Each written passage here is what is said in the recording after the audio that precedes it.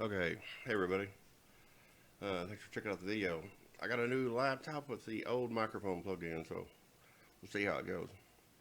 Uh, this video is it's going to be on the piece of esoteric poetry that I've written after spending a week writing some larger pieces, um, focused on the Toltec teachings in this section on self-importance. It's very critical, uh, absolutely necessary um, aspect of our being that has to be dealt with. It's an energetic working. Um, as I wrote a 6-page piece and another piece to go in book 7, and then I wrote this poem. I've been working on these details for 5 days, probably 5 days, but and this poem it's just it didn't take too long to put it together. Um, if you're not familiar with the some of the names that were given by the ancient sorcerers, the seers, when they would get someone who wanted to be apprenticed, because self-pity, self-importance, which is self-importance is self-pity masquerading as something else. It's really self-importance. It's like the nemesis of everybody wants to become an apprentice. It has because that has to be dealt with. Until you've dealt with self-importance and self-pity, you're not an apprentice.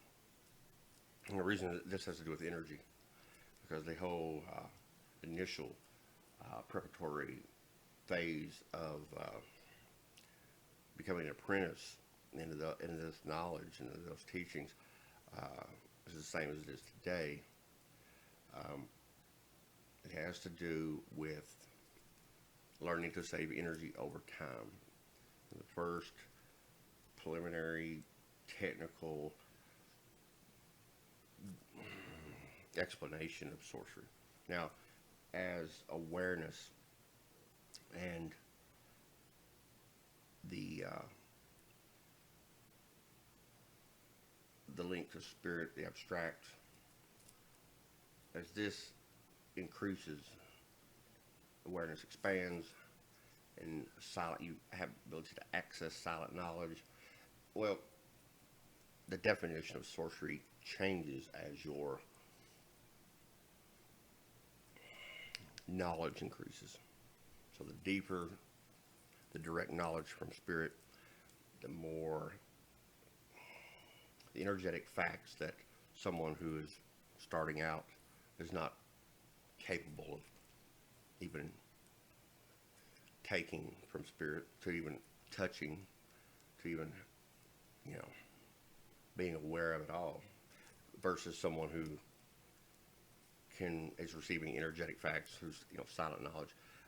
This the definition of sorcery in a sense changes that way. As it reaches into the abstract. So the some of the key pieces, I put them in the poem. And so you have self-importance, which the ancient sorcerers said which should be understood as a force. It works as a force upon you, and this force that works upon you is called self-importance. It's generated by the self-image. Now, they also said that, and it's true, that self-importance is self-pity in disguise, masquerading as something else.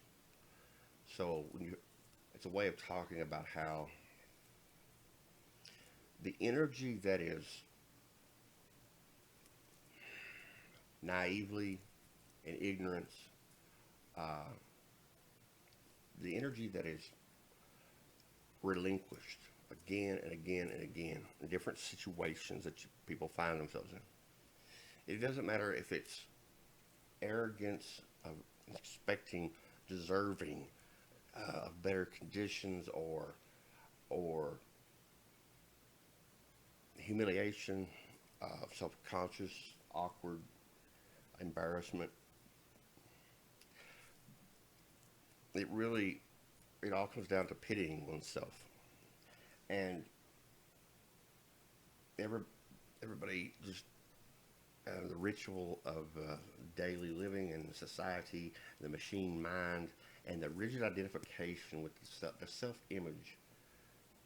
You know, as a baby doesn't have that idea of self. The babies are there. But eventually it gets a little bit, and then they say, well, your name is, Johnny. Your name is Susie. And they're so small, they can't even say their own name. And like, John, what? And they, after time, every day after day, they can finally say it, Johnny. And they say, my name is Johnny. I'm 3 years old. My name is Johnny. I'm 4 years old. What's happening there is the solidification of the rigid identity. The self-image is forming. And as the machine mind expands the inventories, this is mine. I was over there by myself. So this idea of the selfness, it creeps in and solidifies and becomes a fixed awareness where self-image on the other side of what they call the mirror of self-reflection, because the energy is taken through attention from your awareness. The self-image generates that force. The force acts upon you, and you indulge yourself. And the energy escapes and is relinquished out through the attention. If you stop this, stop the indulgence, and you instead remain inner silence is something that you rely on to stay in a vibrant state of alertness. Because a sorcerer would, instead of being embarrassed or full of themselves and their self-important indulgence, they're paying attention to everything around them, the birds, the wind, because they know that spirit intent in this world of energy is around them and is active. And so whatever is occurring that would normally get a rise or be the action and activity that would exert the force on most people, and they would relinquish their energy. Well, the sorcerer is not relinquishing anything. They've tipped the scale, and that's basically denying indulgence into your own, into self-pity, into self-importance. You move, the awareness moves away from the reason and towards silent knowledge, and that movement brings it over into the place of no pity. And just as the dictionary says, compassion definition is sympathetic pity. It's the definition of compassion. Well, a sorcerer doesn't have any compassion for themselves. They have no pity for themselves. And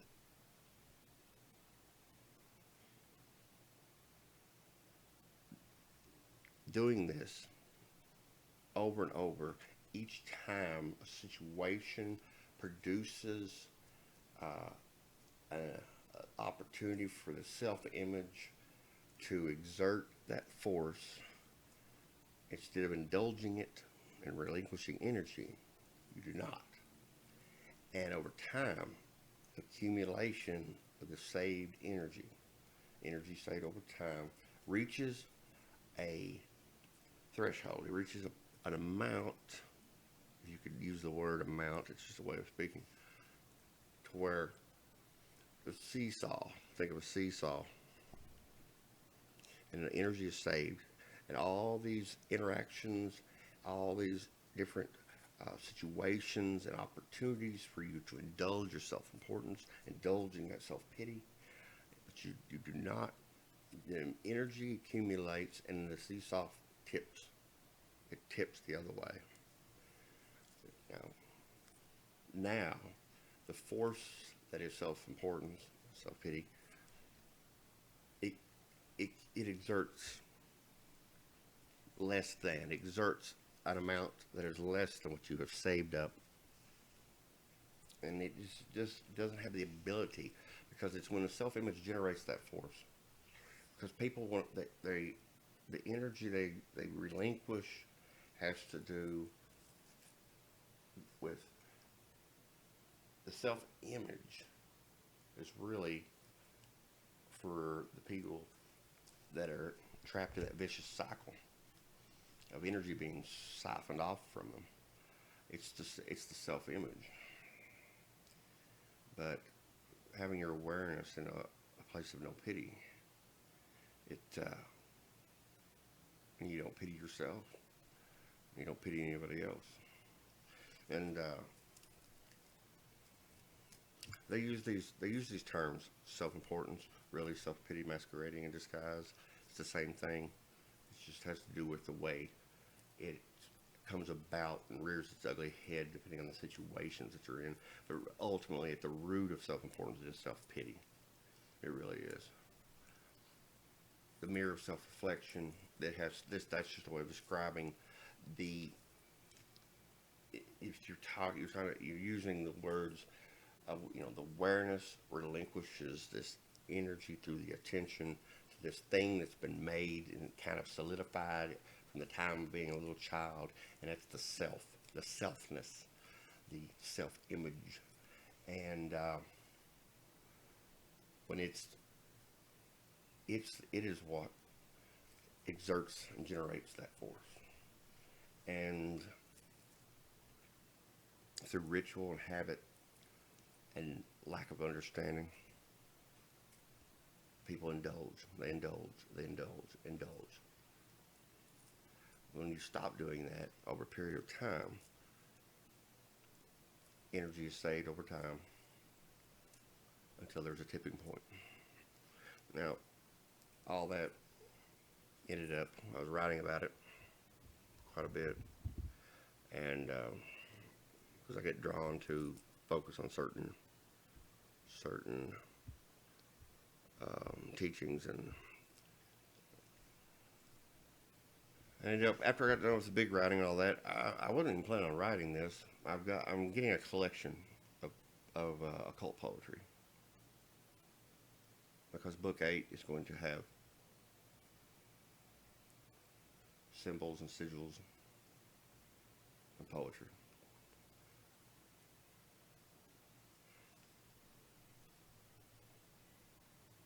And the collection is starting to come together. So this is, we're at 1342. Thank you if you stayed this long. This poem, the title is When Self-Importance is King. That's the title. Alright. When self-importance is king. King importance we must call him, upon having took his throne. Page pity was he once called, now a monster fully grown. A queen named victim maker, his wife and closest friend. Only fools fill this kingdom, where they'll rule until the end. The fools are all called self here, before their mirrors they waste away, staring long at false reflections that drain out life force every day. I've found a way to chance escape from madness kingdom you will see, become the hunter known as folly. I'll starve him dead, this enemy. In the mirror awaits our vampire, life compels for us to make, to drink our soul across attention, who saves ourselves from this fate. The nemesis is hunted by each minute of every hour, a path for hunter folly fools We gain the freedom by our power. And so that poem ended up coming together quite well in the way it's described, with the Toltec teachings and those that practice them and have known people and so on and so forth. Not just Carlos, but these things come in such an interesting way. Such an interesting way. The queen, then some of the Toltec Naguals, the teachers, benefactors, some of them would say that self-importance has a bride, and her name is victim. Well, in the age and the era of the world we live in, the time and the culture and everything, I added victim maker. It's an extension of the concept because, self-importance, of course, doesn't have a bride, but it's a way of speaking about it. Because self-pity, which is self-importance, it creates the victim. It's the victim. I'm deserving of something better. You have a parking lot full of cars, and you've been working on not indulging in self-importance, and day in, day out, and self-importance and self-pity will kind of just forceful fade back, and it'll seem to be gone. And then out of the whole parking lot of cars, a tree falls and lands right on yours. Now, self-importance and self-pity are ready to just bear down, and that person, despite days and days and days of vigilance, alertness, looking for the situations of the day that they go through and around where they in self-pity or indulgence in self-importance, feeling deserving of better situations, and then they've not been relinquishing that energy.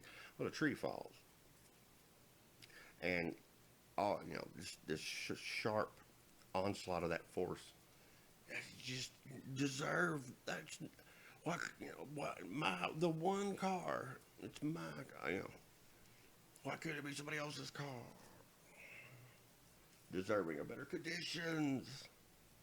I'm a victim. I pity me. Please pity me. All right, 1750. I want to do another video talk about Aleister Crowley. It's related to this topic. So we're right at 18. Thanks for checking out the video. And subscribe if you want to. And everybody, I say, I am being well. I'm always being well. And namaste. Namaste.